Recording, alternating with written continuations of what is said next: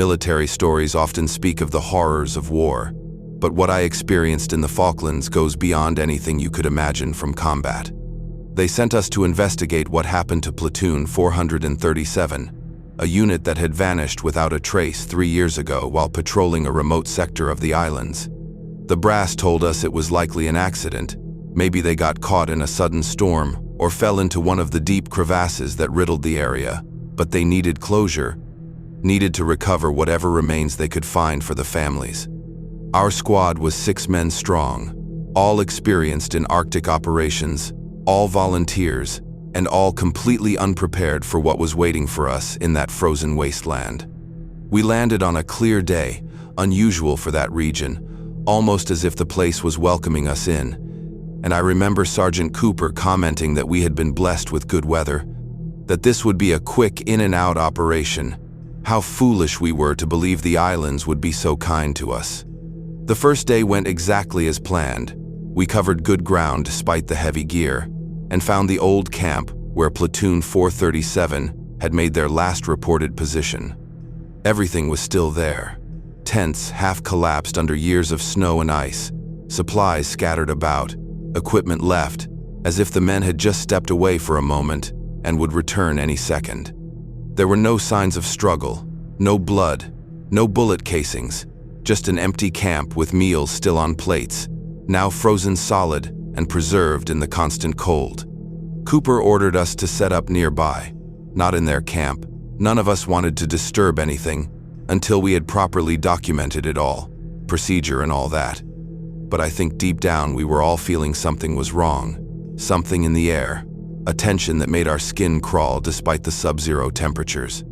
That night the wind picked up, howling between the rocks like a wounded animal, and I swear I could hear voices in it, distant calls for help, snippets of conversation, radio chatter. But whenever I mentioned it to the others, they just shook their heads, said it was the wind playing tricks.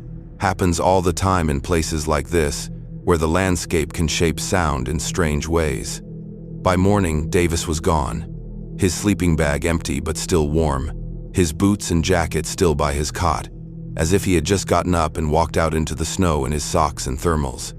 Cooper organized a search party while Martinez stayed at camp in case Davis returned, and we spread out in a standard search pattern, calling his name through the driving snow that had started falling during the early hours. That's when I heard it clearly, a voice that wasn't carried on the wind but seemed to come from directly beside me. "Please help us, we're still here, trapped." And I spun around expecting to see Davis, or maybe even a survivor from 437. But there was nothing, just endless white. The snow was falling harder now, visibility dropping to mere feet, and I couldn't see the others anymore. Could only hear their increasingly panicked calls for both Davis and now for each other as we all lost our bearings in the whiteout. I tried to use my compass, but the needle spun wildly, making no sense, and my radio only produced static, with occasional bursts of what sounded like old transmissions, fragmented reports from what I slowly began to realize must have been Platoon 437's final communications. The storm lasted for 3 days, trapping us in our tents, and one by one the others disappeared. Cooper, Martinez, Wilson, and finally Jackson, all gone without a trace. No footprints leading away, no signs of struggle, just empty sleeping bags and the growing sense that something was taking them. On the 4th day, the storm cleared suddenly, as if someone had flipped a switch, and I emerged from my tent to find myself completely alone in a landscape transformed. The snow had reshaped everything, covered our camp almost completely, but had somehow uncovered what looked like dozens of bodies, frozen in the ice, men in military uniforms from different eras, some clearly from the original platoon we had been sent to find, others much older, dating back perhaps decades or even centuries, all perfectly preserved, faces frozen in expressions of terror or confusion. As I moved among them, I began to hear their voices again, not on the wind but somehow in my head, telling me what had happened, how the island itself was somehow alive, how it lured military units here during storms, disoriented them, separated them, and then froze them slowly from the inside out, preserving their consciousness somehow in the ice, while their bodies became part of the landscape. I made it back, the only one who did, rescued by a search helicopter that spotted my flares. But the brass didn't believe my story, said I was suffering from hypothermia and grief, hallucinating from the cold and the loss of my squad. They sealed the files, declared it another tragic accident, warned me never to speak of what I had seen. But I know the truth, know that there is something ancient and hungry in that remote part of the Falklands, something that feeds on soldiers, traps their souls in the ice, while perfectly preserving their bodies.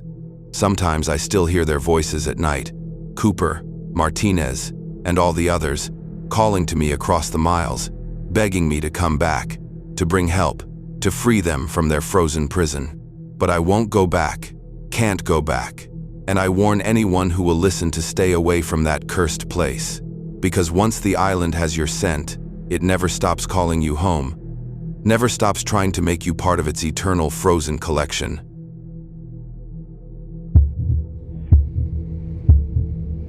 Military combat is terrifying enough, but there are things in this world that terrify even the hardest soldiers. We all heard stories during our deployment in the Gulf War, whispers about strange occurrences in the vast emptiness of the Iraqi desert.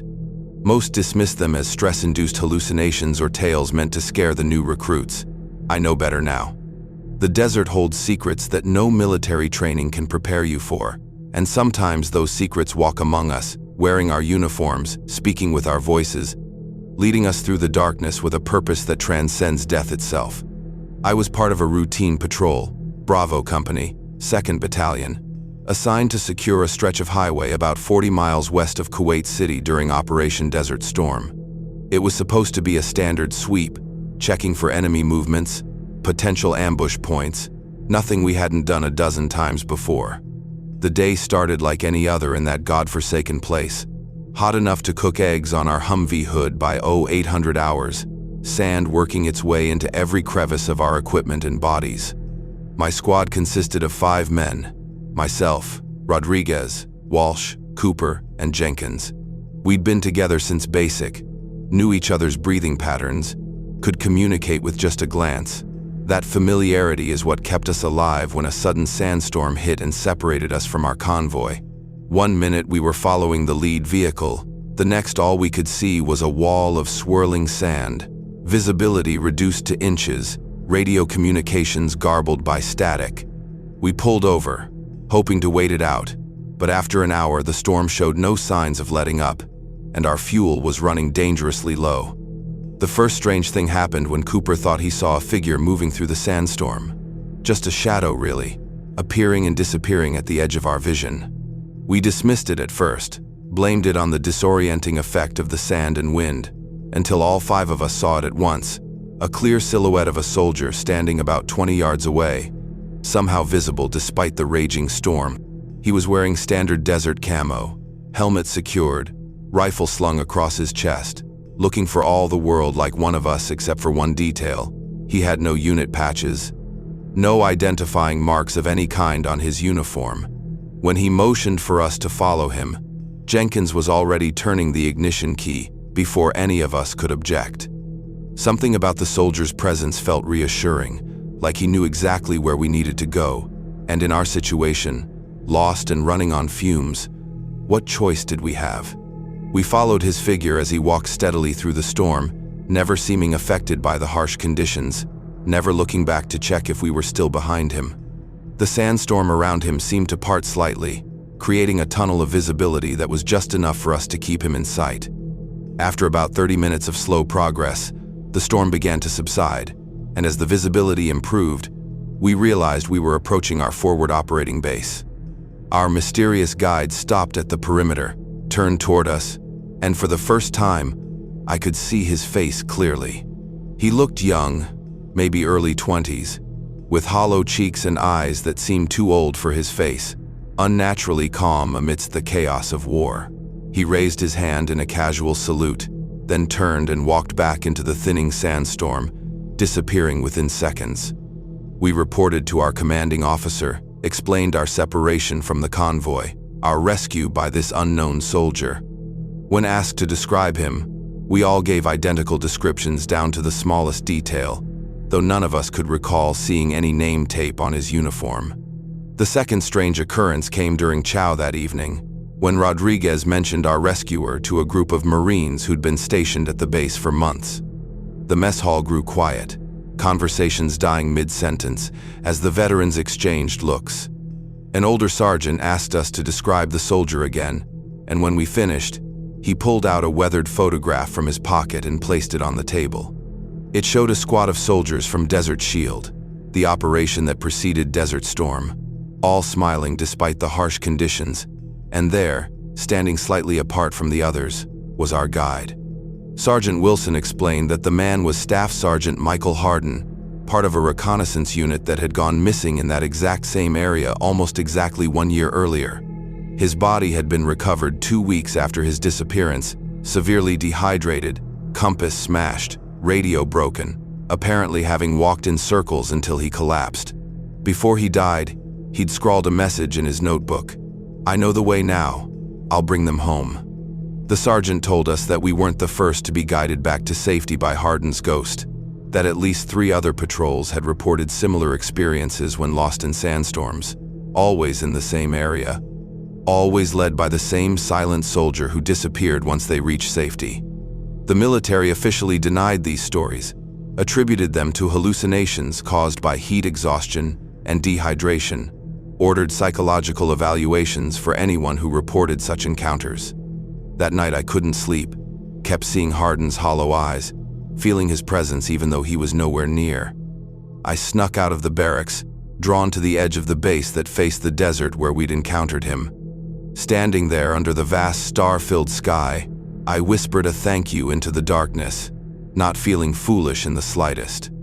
As I turned to go back, I heard footsteps in the sand behind me, but when I spun around, no one was there, just empty desert stretching to the horizon.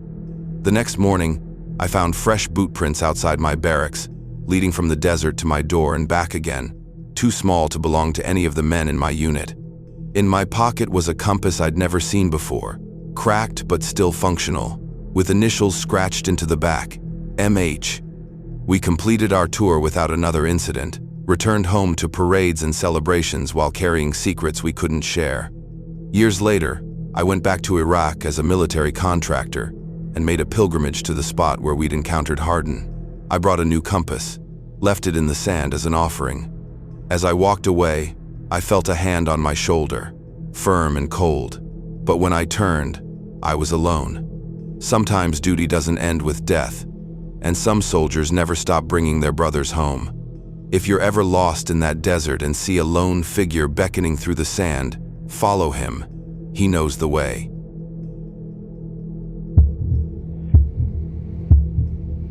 I never thought I would fear an empty battlefield more than an active one, but that night in the forest, deep in Eastern Europe, changed everything. We were a 5-man peacekeeping unit patrolling a remote stretch of woodland where the war had left its scars long ago. The air was thick with the scent of damp leaves and old gunpowder, the kind of smell that never really fades from places like this. We were supposed to check in every hour, but our radio had been giving nothing but static for the past 20 minutes. That is when we saw it. A tank. Not rusted or overgrown, not abandoned for decades, but sitting there like it had just been parked. Its body was pristine, its tracks clean of mud.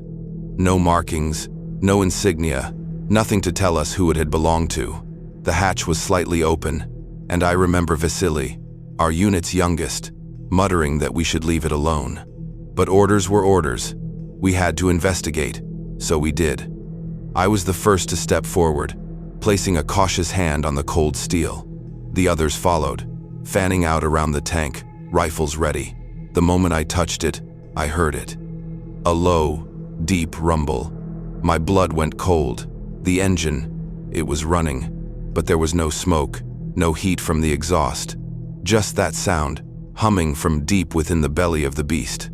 I took a step back, and then the turret moved. Slowly, almost lazily, as if stretching after a long sleep. We froze, staring, waiting for something to explain what we were seeing. Then the radio crackled. Not the static we had been hearing before, but a voice. Garbled, broken, but unmistakably a voice. Russian. Old military jargon, repeating the same phrase over and over. Enemy spotted. Fire at will. Vasily screamed, not because of the radio, but because the hatch god help Metha hatch was opening. A metallic groan filled the silence, the heavy lid rising inch by inch, as though something was crawling its way out.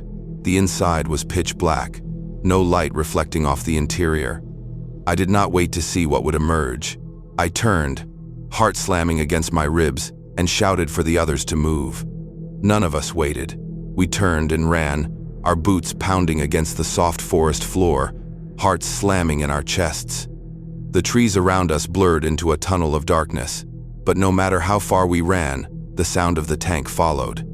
Its engine never revved, never roared, just that steady, patient hum, like a heartbeat in the shadows. And then the gunfire started. Not from us, from the tank. The forest exploded with deafening cracks of invisible bullets, bark shredding from trees, dirt kicking up around our feet. We dove for cover, pressing ourselves against the earth, trying to make sense of the impossible. We saw no muzzle flash, no shells, but the ground was being torn apart, as if an unseen enemy was raining fire upon us. I remember Sergei shouting something about ghosts. I remember Vasily sobbing. I remember the moment I realized the gunfire was not random. It was hurting us. Every burst of bullets forced us deeper into the woods, away from where we had come, away from any point of escape. The deeper we ran, the darker it got, the trees closing in around us like the walls of a coffin. We stumbled deeper into the woods, disoriented, lost, our training unraveling under the weight of pure terror. The voice on the radio had changed. It was no longer barking orders. It was laughing. A deep, wet chuckle, like someone choking on their own breath. The trees ahead of us thinned, revealing a clearing with something waiting in the center. Another tank, identical to the first. And its hatch was already open. I swear on my life I saw something inside. Not men. Shadows. They moved unnaturally, shifting and writhing like smoke trapped in a box. Their eyesore, the places where eyes should have been, glowed with a sickly greenish light. I barely had time to register any of it before Vasily bolted past me. He ran straight for the clearing, screaming our names, begging us to follow him. But the moment his boots touched that open space, the second tank's turret snapped toward him with an unnatural speed. There was no sound, no flash. 1 second, Vasily was running. The next, he was gone. Just gone. No body, no blood, just empty space where he had been. The radio fell silent. The laughter stopped, and then I felt something cold brush against my arm. We did not move. We did not breathe. Then, the tank started rolling forward, slowly, inevitably, their massive forms gliding toward us like they were floating rather than driving. There was no escaping them. I felt something cold brush against my arm, a whisper of movement just beyond my vision. And then I understood. The tanks were not empty. They had never been abandoned. The crew was still inside, trapped, hungry, and they wanted replacements. I gritted my teeth, forcing myself to move. Yanking Sergei by the collar as we ran deeper into the woods, the tank's presence pressing against our backs. The air grew thick, heavy with something unnatural. Our flashlights flickered, the batteries draining in seconds, the darkness stretching out like living ink. I could hear it whispering now, not through the radio, but in my own head. Orders. Marching orders. Kill orders. They wanted us to obey. The forest felt endless, our breaths ragged, our legs burning as we pushed forward. Then, without warning, Sergei let out a choked gasp. I turned just in time to see his body being dragged backward, his fingers clawing at the dirt, his eyes wide with terror. And then, just like Vasily, he was gone. I do not know how I made it out. I do not remember the moment the forest ended, only that I collapsed onto the side of an old dirt road, the cold morning light creeping through the trees. A local farmer found me hours later, my uniform torn, my skin covered in scratches, my eyes wild with fear. I tried to tell them what happened. I tried to explain. But when the military came to investigate, there was nothing there. No tanks, No bullet casings, no tracks in the mud. It was as if the forest had swallowed it all, leaving nothing behind except the memory seared into my mind. They told me I was delirious, that I must have wandered off, that my unit had never existed. But I remember their faces. I remember Vasily's screams. I remember the laughter on the radio, and I remember the last thing I saw before I blacked out. A set of tank tracks leading into the woods. Tracks that did not end. Tracks that disappeared into the darkness, waiting, watching, calling for the next ones to find them. I never believed in curses or spirits. I was a soldier, trained to rely on logic and discipline. When I was stationed at Black Ridge Military Base, just a mile from the old Korean War Monument, I thought nothing of the stories the older officers told. They said the land carried a weight, that the souls of the dead still wandered. I laughed it off like everyone else. My first few nights were uneventful, routine drills and late-night guard duty. But then came the whispers. At first, I thought it was the wind carrying voices from the barracks, but the more I listened, the more I realized they were coming from the trees beyond the fence. I would hear my own name in the dead of night, spoken in a voice that sounded like it had been dragged through sand. No one else seemed to hear it. The air grew heavier after sundown, thick with something I could not explain, and I found myself waking up gasping for breath, heart racing, drenched in sweat, with the smell of burning flesh clinging to my uniform. It was a week into my station when I had my first real nightmare. I was running through a battlefield, the sky choked with smoke, the screams of dying men all around me.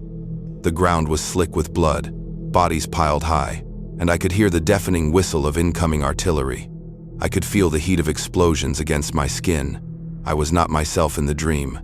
I was someone else, dressed in an old Korean War uniform, rifle in hand, fingers trembling. A shadow moved through the smoke, a figure with no face, only a gaping black void where its eyes should be. It whispered something in a language I did not understand, and suddenly I felt a sharp pain in my chest, like a bayonet piercing my ribs. I woke up gasping, clutching my side, my shirt damp with sweat and something else, something dark and red that smelled of rust. My hands shook as I touched the spot where the wound should have been, but there was nothing there. No one believed me when I told them. They said I was just stressed, that maybe I had a sleep disorder. But then others started seeing things too. Soldiers began disappearing. Not for long, just a few minutes at a time. 1 minute they would be standing by the barracks, the next they would be gone, only to return with wide, empty eyes, mumbling about being somewhere else, somewhere cold and filled with smoke. Private Harris was the first to lose his mind. He stood in the middle of the mess hall, staring at his hands, whispering over and over again that they were not his hands, that his skin felt wrong. That night he woke up screaming, clawing at his own arms like he was trying to peel himself out of his own body. He swore he had been buried alive, that he had felt the weight of the dirt pressing down on his chest, crushing him, suffocating him. His fingers bled from digging into the floor, as if he were still trying to claw his way out of a grave. They took him away in restraints. The next morning, his bunk was empty, and no one would talk about him again. The hallucinations got worse. I started seeing soldiers that did not belong.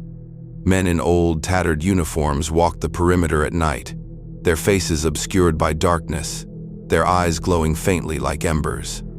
I heard footsteps in the empty halls, the sound of boots dragging against the floor. One night, as I walked past the old storage shed near the edge of the base, I heard a low, ragged breathing from inside. I thought maybe someone was hurt, so I stepped in. The air was thick, heavy with the scent of blood and gunpowder. A single lantern flickered in the corner, casting long, twisting shadows. That was when I saw them, dozens of figures standing in the dark, their bodies riddled with bullet holes, faces frozen in silent screams. Their skin was pale and stretched tight over their bones. And then they moved. Not like living men, but like something remembering how to be alive. One of them turned its head toward me, its jaw unhinging with a sickening crack. I ran.